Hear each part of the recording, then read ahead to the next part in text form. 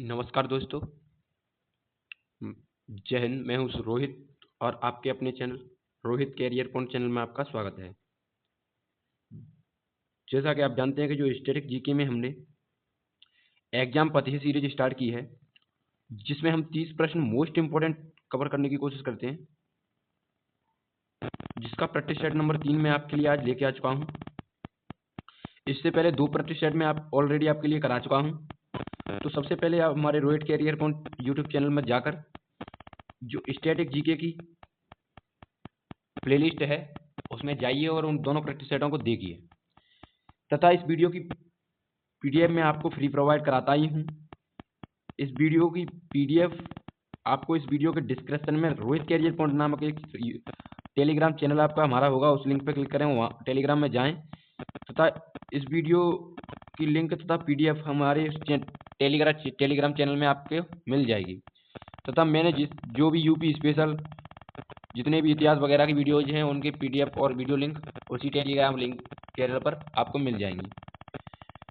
चलिए, तो अगर ये वीडियो आपको पसंद आए तो वीडियो को लाइक शेयर और सब्सक्राइब जरूर करें। अगर आप हमारे चैनल पर नए हैं तो बेल आइकन को प्रेस भी करें, जिससे हमारे चैनल पर आने वाली हर अपडेट तथा नोटिफिकेशन आप तक सबसे पहले पहुंच सके। तो चलिए इस वीडियो को स्टार्ट करते हैं। इस वीडियो का पहला प्रश्न है हमारा, कालिदास सम्मान से सम्मानित रोहिणी भाटे किस शास्त्रीय नृत्य से संबंधित थीं? जो हमारी रोहिणी भाटे हैं वह कपक शास्त्रीय नृत्य से संबंधित थीं। ये गलत लिखा है कपक, यहाँ कथक होगा। ये मिसप्रिंट हो गया है, क्योंकि कपक कोई शास्त्रीय नृत्य है ही नहीं। तो इसे हम आप सही कर देते हैं। कथक इसका राइट आंसर है, ऑप्शन डी। चलिए अगला प्रश्न देखते हैं। प्रश्न नंबर 2 है हमारा, किस भारतीय खेल में एक रेडर विरोधी टीम से के हाफ में बिना सांस लिए विरोधियों को स्पर्श करने के लिए प्रवेश करता है? वह कौन सा खेल है, ये हमें बताना है। तो इसका राइट आंसर है हमारा कबड्डी। कबड्डी में बिना सांस लिए रेडर बनकर हम खिलाड़ी जाते हैं। तो इस क्वेश्चन का सी ऑप्शन सही है। चलिए अगला प्रश्न देखते हैं। अगला प्रश्न तीसरा है हमारा, उत्तर प्रदेश भारत में निर्मित यमुना एक्सप्रेसवे परियोजना का पूर्व नाम क्या था? जो भारत में निर्मित यमुना एक्सप्रेसवे परियोजना है जो यूपी में है, उसका पूर्व नाम पूछ रहा है हमें। तो इसका राइट आंसर ताज एक्सप्रेसवे। जो ताज एक्सप्रेसवे है वह जो यमुना एक्सप्रेसवे परियोजना का पूर्व नाम है। तो इस क्वेश्चन का बी ऑप्शन सही है। चलिए नेक्स्ट प्रश्न देखते हैं। प्रश्न नंबर 4 है हमारा, निम्नलिखित में से किसे पंचदा के नाम से भी जाना जाता है? तो हमारे जो पंचदा के नाम से जाने जाते हैं वो आर.डी. बर्मन है। तो इस क्वेश्चन का बी ऑप्शन सही है। जो हमारे आर.डी. बर्मन है, राहुल देव बर्मन, इन्हें पंच नाम के नाम से भी जाना जाता है। इन्हें शाह ए संगीत के नाम से भी जाना जाता है। जैसे इनका नाम एक शाह ए संगीत के नाम से भी जाना जाता है। चलिए अगला प्रश्न देखते हैं। प्रश्न नंबर 5 है हमारा, निम्नलिखित में से कौन सी कृति प्रसिद्ध भारतीय लेखक खुशवंत सिंह की है? जो हमारे खुशवंत सिंह जी हैं उनकी कृति ट्रेन टू पाकिस्तान थी। तो इस क्वेश्चन का डी ऑप्शन सही है। चलिए अगला प्रश्न देखते हैं। अगला प्रश्न है हमारा छठे नंबर का, 2011 की जनगणना के अनुसार भारत में नगरीय जनसंख्या का अनुपातीय प्रतिशत क्या है? तो जो हमारी 2011 की जनगणना हुई थी उसके हिसाब से भारत में नगरीय जनसंख्या का अनुपातीय प्रतिशत पूछ रहा है हमें। तो इसका राइट आंसर है हमारा 30% से 35% के बीच थी। तो इस क्वेश्चन का ए ऑप्शन सही है। चलिए अगला प्रश्न देखते हैं। प्रश्न संख्या 7 है हमारी, चेरा पहाड़ा अनुष्ठान किससे संबंधित है? तो जो चेरा पहाड़ा जो अनुष्ठान है हमारा, वो जगन्नाथपुरी ओडिशा की रथ यात्रा से संबंधित है। तो इस क्वेश्चन का डी ऑप्शन सही है। जो जगन्नाथपुरी ओडिशा रथ यात्रा है हमारी, उससे ये चेरा पहाड़ा अनुष्ठान संबंधित है। चलिए अगला प्रश्न देखते हैं। 8 प्रश्न है हमारा। एलेलाकराडी किस राज्य का आदिवासी नृत्य है? तो जो हमारा एलेलाकराडी है वह केरल राज्य के आदिवासियों का नृत्य है। तो इस क्वेश्चन का बी ऑप्शन सही है। चलिए नेक्स्ट प्रश्न देखते हैं। प्रश्न नंबर 9 है हमारा। सीमा सड़क संगठन BRO की स्थापना किस वर्ष की गई?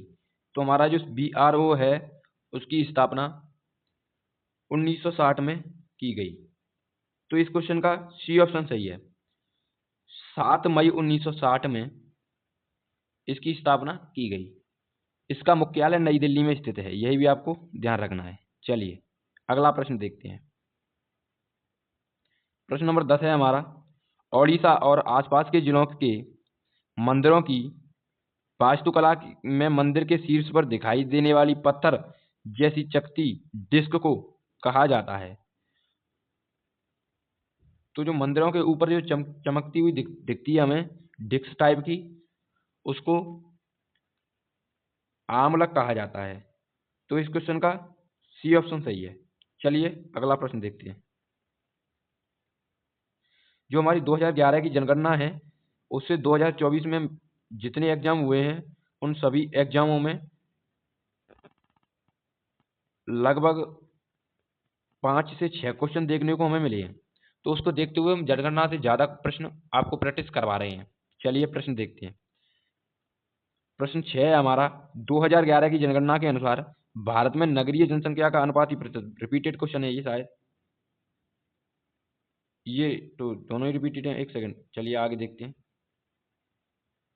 ये पेज पूरा रिपीटेड है। प्रश्न संख्या 11 है हमारी।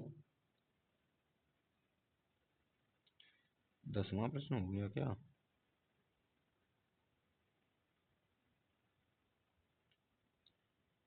तो प्रश्न संख्या 11 है हमारी। निम्नलिखित में से कौन दर्पण अकेडमी ऑफ परफॉर्मेंस आर्ट के सह संस्थापक हैं? तो जो दर्पण अकेडमी ऑफ परफॉर्मेंस आर्ट्स के संस्थापक हैं, सह संस्थापक हैं, वो हैं हमारे मृणालिनी साराभाई। जो मृणालिनी साराभाई हैं वो हमारी दर्पण अकेडमी ऑफ परफॉर्मेंस आर्ट्स के संस्थापक हैं। तो इस क्वेश्चन का डी ऑप्शन सही है। चलिए अगला प्रश्न देखते हैं। प्रश्न नंबर 12 है हमारा। सोनल मानसिंह भारत के किस प्रमुख शास्त्रीय नृत्य में विशेषज्ञता रखती हैं? तो जो सोनल मानसिंह हैं वो भारत के ओडिसी नृत्य में, जो शास्त्रीय नृत्य है हमारा, उसमें विशेषज्ञता रखती हैं। तो इस क्वेश्चन का सी ऑप्शन सही है। चलिए अगला प्रश्न देखते हैं। प्रश्न नंबर 13 है हमारा। 2011 की जनगणना के अनुसार भारत की अनुमानित महिला साक्षरता दर क्या है? तो जो 2011 की जनगणना हुई है उसके अनुसार जो अनुमानित हमारी महिला साक्षरता दर है भारत में, वो हमें पूछी गई है। तो इस क्वेश्चन का 60 से 69% जो अनुमानित है हमारी, वो है महिला साक्षरता दर है। तो इस क्वेश्चन का सी ऑप्शन सही है। जो 2011 की जनगणना हुई थी हमारी,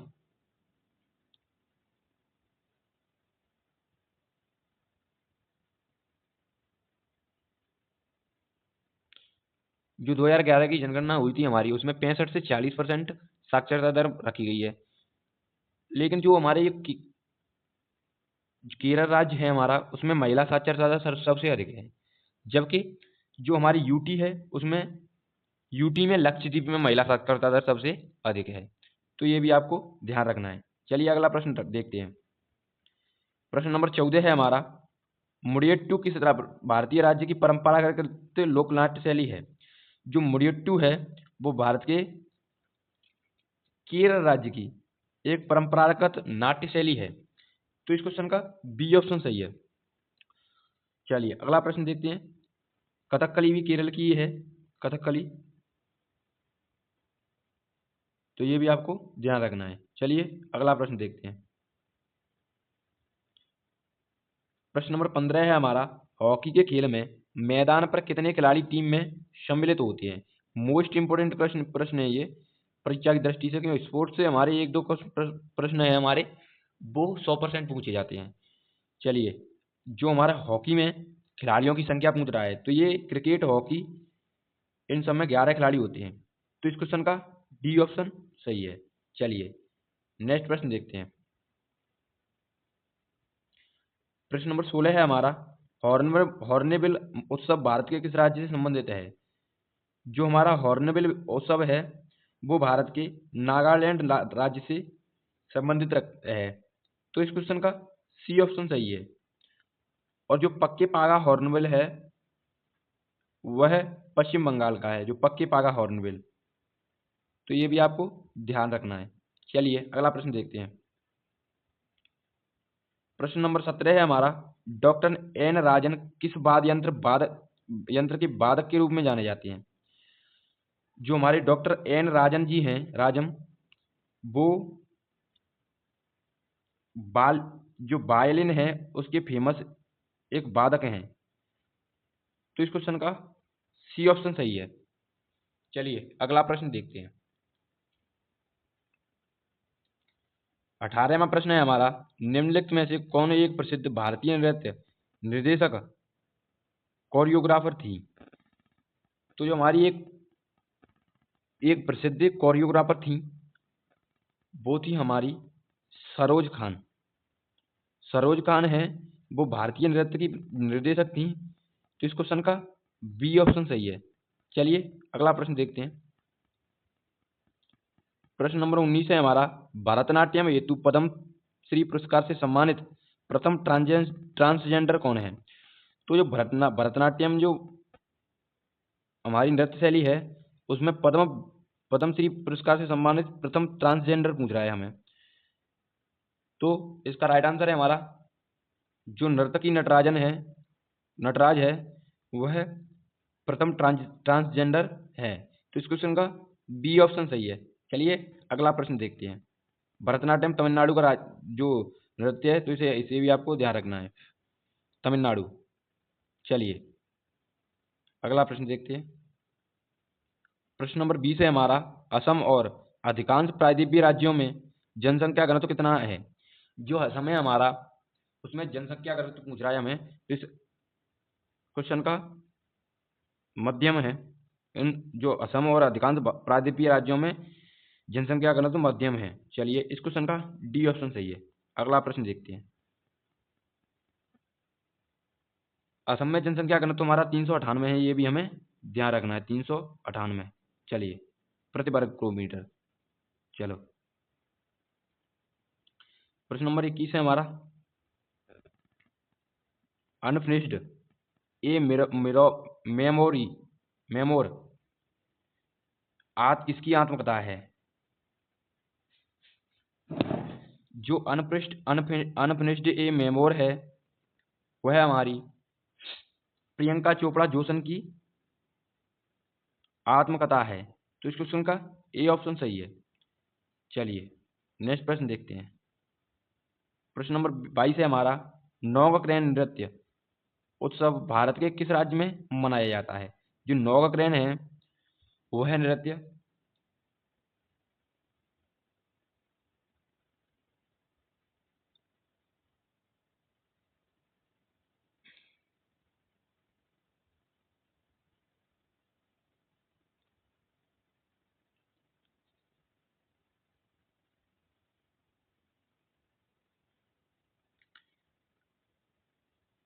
मेघालय का है।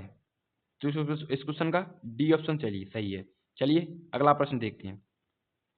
प्रश्न नंबर 23 है हमारा, तंजौर बाला सरस्वती किस शास्त्रीय नृत्य के लिए जानी जाती हैं। जो तंजौर बाला सरस्वती जी हैं वो हमारी भरतनाट्यम के लिए जानी जाती हैं। तो इस क्वेश्चन का सी ऑप्शन सही है। चलिए अगला प्रश्न देखते हैं। प्रश्न नंबर 24 है हमारा, फ्रीडम इन एग्जाइल किसकी आत्मकथा है? जो फ्रीडम इन एग्जाइल है वो हमारी दलाई लामा की आत्मकथा है। तो इस प्रश्न का डी ऑप्शन सही है।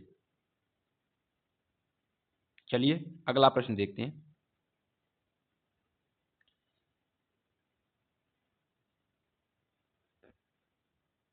प्रश्न नंबर 25 है हमारा, असम में वार्षिक फसल होने पर कौन सा त्योहार मनाया जाता है? तो जो असम में है वो वार्षिक फसल के कटाई के समय माघ बिहू त्योहार मनाया जाता है। तो इस क्वेश्चन का ए ऑप्शन सही है। चलिए नेक्स्ट प्रश्न देखते हैं। प्रश्न नंबर 26 है हमारा, किस नृत्य को गोटीपुआ नृत्य के नाम से भी जाना जाता है? तो गोटीपुआ नृत्य हमारा है वो बंद नृत्य है। बंद नृत्य को हम गोटीपुआ नृत्य भी कहते हैं। तो इस प्रश्न का बी ऑप्शन सही है। चलिए नेक्स्ट प्रश्न देखते हैं। प्रश्न नंबर 27 है हमारा, 2011 की जनगणना के अनुसार भारत में कुल प्रजनन दर एक अनुमानित सीमा क्या है? तो जो प्रजनन दर है 2011 की जनगणना के अनुसार वो है हमारी 2.1 से 2.9। तो इस क्वेश्चन का बी ऑप्शन सही है। 2011 की जनगणना हमारी जो हुई है उसमें कुल प्रजनन दर 2.4 प्रति महिला थी। तो इस क्वेश्चन का बी ऑप्शन सही है। चलिए नेक्स्ट प्रश्न देखते हैं। आज का हमारा 28वां प्रश्न है, मोहिनी अट्टम किस भारतीय राज्य की शास्त्रीय नृत्य शैली है? तो जो मोहिनी अट्टम है वो है हमारी केरल की शास्त्रीय नृत्य है। तो इस क्वेश्चन का सी ऑप्शन सही है। मोहिनी अट्टम, कथकली ये दोनों केरल की शास्त्रीय नृत्य शैली हैं। तो इस क्वेश्चन का सी ऑप्शन सही है। चलिए अगला प्रश्न देखते हैं। आज का हमारा 29वां प्रश्न है, निम्नलिखित में से कौन प्रसिद्ध सितार वादक हैं? तो इनमें से कौन से प्रसिद्ध सितार वादक हैं ये हमसे पूछ रहा है। तो इसका राइट आंसर है हमारा अनुष्का शंकर। जो अनुष्का शंकर हैं वो प्रसिद्ध सितार वादक हैं। तो इस क्वेश्चन का डी ऑप्शन सही है। चलिए आज का हमारा प्रश्न नंबर 30 है, भारत के इनमें से किस राज्य ने जिला निर्देश संदर्भ एजेंसी संवर्धन एजेंसी DIPA की स्थापना की है? तो जो हमारी DIPA है उसकी स्थापना ओडिशा राज्य में की गई है। तो इस क्वेश्चन का बी ऑप्शन सही है। तो ये हमारा आखिरी क्वेश्चन प्रश्न था। चलिए आज का हम परीक्षा वाला प्रश्न जो हम आपको होमवर्क में देते हैं वो देखते हैं। जो आज का हमारा परीक्षा में छपने वाला प्रश्न जो है वो इस प्रकार है। प्रश्न देखते हैं। चलिए,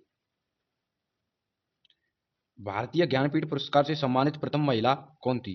तो इसका जवाब आंसर आपको कमेंट बॉक्स में देना है। इसका पहला ऑप्शन है हमारा आशापुरा देवी, दूसरा ऑप्शन है महादेवी वर्मा, तीसरा ऑप्शन है सुभद्रा कुमारी चौहान, डी ऑप्शन है हमारा विमला देवी।